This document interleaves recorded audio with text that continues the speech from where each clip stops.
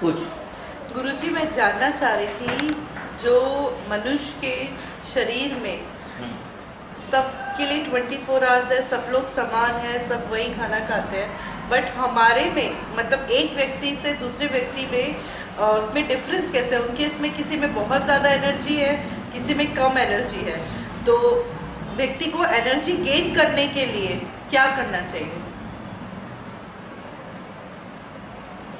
उसको फिक्स कर देना आप नीचे के।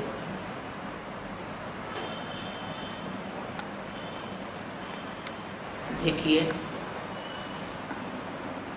आपने जो प्रश्न पूछा ये बहुत अच्छा किया, क्योंकि जब तक कोई बछड़ा रंभाता नहीं है माँ के पास, तब तक गाय दूध नहीं देती। जब कोई जिज्ञासु कोई प्रश्न नहीं पूछता तो सदगुरु अपने मर्जी से क्या उत्तर दे सकते हैं?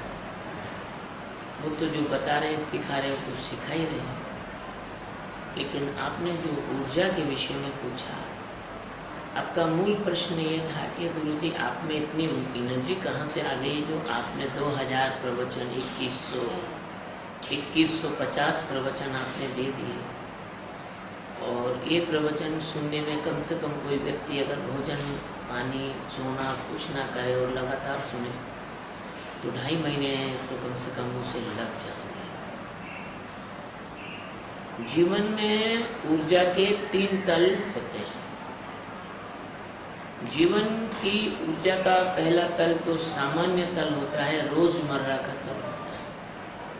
आप सुबह उठते हैं, ब्रश करते हैं, फ्रेश होते हैं, स्नान करते हैं, चाय पीते हैं, नाश्ता करते हैं, आप अपने वक्त साधन से ऑफिस चले जाते हैं, दिन भर वहाँ काम करते हैं, थक जाते हैं, शाम को आते हैं, थोड़ा विश्राम करते हैं, फिर चाय इत्यादि भोजन इत्यादि करते हैं, थोड़ा सा मनोरंजन करते हैं, सो जाते हैं। ये जो रोज़मर्रा में आप ऊर्जा काम में लेते हैं, जब आप रात में सो जाते हैं आपकी थकान दूर हो जाती है, फिर वही ऊर्जा का तल आपका हो जाता है। जैसे एक कुएं में आपने पानी खींचा, जितनी आपकी आवश्यकता है पानी खींच लिया, उसमें उतना पानी दोबारा रात भर में आ जाता है। विज्ञान की भाषा में देखा जाए तो मसल्स में जो कार्बोलिक एसिड बनता है, इसके कारण थकान होती है, वो रात भर के विश्राम से न्यूट्रलाइज हो जाता है।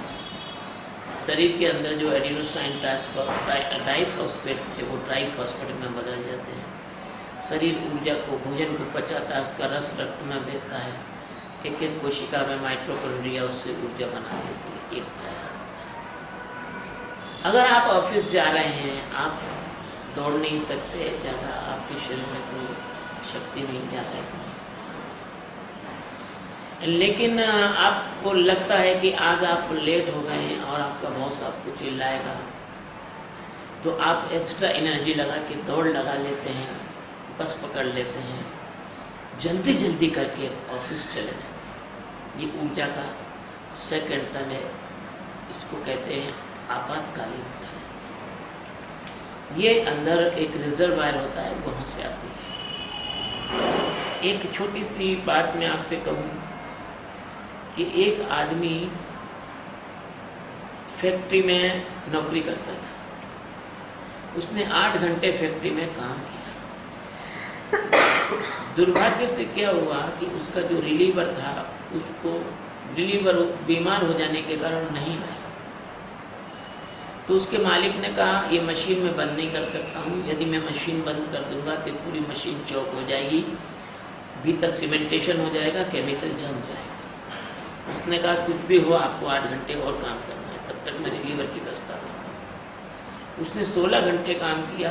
दुर्भाग्य से मालिक रिलीवर की व्यवस्था नहीं कर पाया। मालिक ने बस 8 घंटे और काम कर लो, तुमको जितना पैसा ज़्यादा चौगना चाहिए कर लो, मेरी मशीन खराब है। उसने 8 दूनी 16, 8 या 24 घंटे काम किया।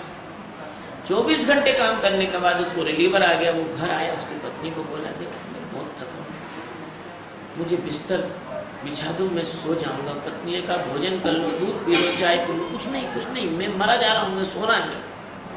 वो आदमी सो गया। अभी वो 10-15 मिनट भी नहीं सोया था, उसके किचन में से एकदम से आवाज़ आई भड़ाक की। उसके किचन के अंदर गैस की टंकी फट गई। और उसकी वाइफ को ज़्यादा चोट नहीं आई, लेकिन घर में आग लग गई।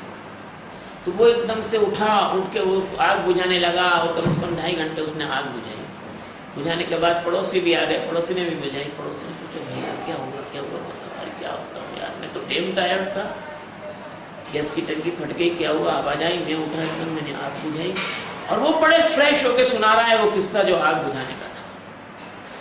मैं पूछता हूँ, वो ऊर्जा कहाँ से आई? उसमें तो कहाँ भोजन करने तक की ऊर्जा नहीं थी, उसमें तो दूध चाय पीने तक की ऊर्जा नहीं थी। वो ऊर्जा कहाँ से आई? वो ऊर्जा आपके आपातकालीन स्टॉक से आती है। आपके अंदर आप जानते हैं 3 तरह के मन होते हैं, एक चेतन होता है, एक अचेतन होता है, एक अर्धचेतन होता है। Consciousness, semi consciousness, unconsciousness. लेकिन आप अगर ज्ञानियों की ऊर्जा की बात करें तो आपको ये मालूम होना चाहिए कि सारे जगत में अगर कहीं चेतना आती है तो वो उस सच्चिदानंद परमात्मा जिसका नाम गॉड है, जिसको कोई वाहे गुरु कहता है, जिसको कोई परमात्मा कहता है, जिसको कोई आत्मा कहता है, जिसको कोई कृष्ण कहता है, कोई राम कहता है, जिसके हजारों नाम हैं, बस एक परमात्मा है, वो एक ही है, 10, 5, 50 नहीं है। उस परमात्मा से ये सारा जगत चैतन्य है, उस परमात्मा के अलावा ये सारा जगत जड़ है। इसलिए सारी ऊर्जा उसी के कॉन्ट्रडिक्शन, उसी के कनेक्शन से आती है। पानी बरसता है तो उसके सिस्टम से बरसता है, सूरज उगता है तो उसके सिस्टम से उगता है। तो जब कोई ज्ञानी महात्मा सदगुरु अपने अंदर के उस परमात्मा में जाग जाते हैं तो उनकी ऊर्जा का तीसरा तल होता है। ये दूसरा तल जो फैक्ट्री वाला सुनाया वो भी छोटा तल है, लेकिन वो जो तीसरा तल होता है वो ऊर्जा का महासागर होता है। और वो ऐसा महासागर नहीं होता, तुम्हारे प्रशांत महासागर तो एक माचिस की डिब्बी के बराबर भी नहीं है, वो तो पानी के एक बूंद के बराबर उस महासागर के साथ। वो महासागर ऐसा है जो करोड़ों अरबों आकाश गंगाओं तक फैला है, जिसका कोई आज तक और छोर किसी को नहीं मालूम कि इस विश्व ब्रह्मांड में कितनी आकाश गंगा है।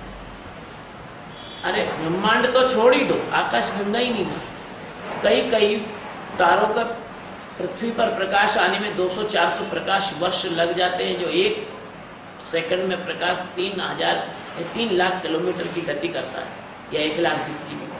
तो 200 वर्ष तक लगातार प्रकाश चलता है। और वो जो दूरी है वहाँ इतना भी विस्तार उसका बहुत सूक्ष्म, वो भी ऐसा नहीं कि वो आखिरी छोर हो गया। उस परमात्मा में जागा हुआ जो पुरुष होता है उसकी ऊर्जा अनंत होती है। वो अगर मान लीजिए मर भी रहा, उसके कोई हाथ पांव भी काट दिए हों, तो भी वो उसी ऊर्जा से बात करेगा जिस ऊर्जा में स्वस्थ होना बात करते थे। अब जब बात चल रही है तो मैं बात कहूँगा, हमारे सिख गुरु हुए, मुगलों ने उनको कहा कि आप मुसलमान बन जाओ, आप इस्लाम कबूल कर लो। हमारे सिख गुरुओं ने हिंदू धर्म की रक्षा के लिए अपने बलिदान दे दिए, और उनको मालूम था कि उनके साथ गरम तवे पे उनको बैठाया जाएगा। शायद गुरु कौन, अर्जुन देव थे कौन थे, उनको गरम तवे पे बैठाया। गुरुद्वारा शीशगंज में शीश काटा गया है ना, बंदा बैरागी की आंखें निकाली गई और बोटी काटी गई। लेकिन इसके बाद भी रोए के चिल्लाए क्या? कभी उन्होंने कहा कि नहीं छोड़ दो। उन सिख गुरुओं को आज कोई ये नहीं पढ़ा रहा कि हमारे वो सिख गुरु महान थे। अकबर महान और औरंगजेब की पाठ चल रहे हैं पुस्तकों में, बंदा बैरागी का पाठ नहीं चल रहा, अर्जुन देव जी का पाठ नहीं चल रहा, गुरु गोविंद सिंह जी का पाठ नहीं चल रहा। कहने का मतलब है कि वो जो सिख गुरु में, अब बात ऊर्जा की चल रही है, उन सिख गुरुओं में जो ऊर्जा थी कि मृत्यु के क्षण में भी वो विचलित नहीं हुए, वही ऊर्जा एक आत्मवेत्ता सतगुरु में होती है। ये ऊर्जा वहाँ से आती है। और उसी ऊर्जा में मैं आप सब लोगों को खड़ा करना चाहता हूँ। किसी आदमी को 50 रुपये दे दो दान में तो उससे कुछ नहीं होगा, 5 लाख दे दो तो भी 2-4 साल बाद खत्म हो जाएगा। अगर किसी को ऐसी कोई विधा बता दो कि उसको हर महीने उसकी आवश्यकता के पैसे मिलते रहे, तो वो ज़्यादा बड़ा दान है। और फिर उसको ऐसा कुछ बता दो कि वो जन्म मरण से मुक्त हो जाए, संसार के समस्त दुखों से मुक्त हो जाए, तो सबसे बड़ा दान है। तो मैं आपको उस परम ऊर्जा के तल पर खड़ा करना चाहता हूँ। इसलिए मेरा नाम स्वामी सच्चिदानंद है ना। शिवो। शिवम।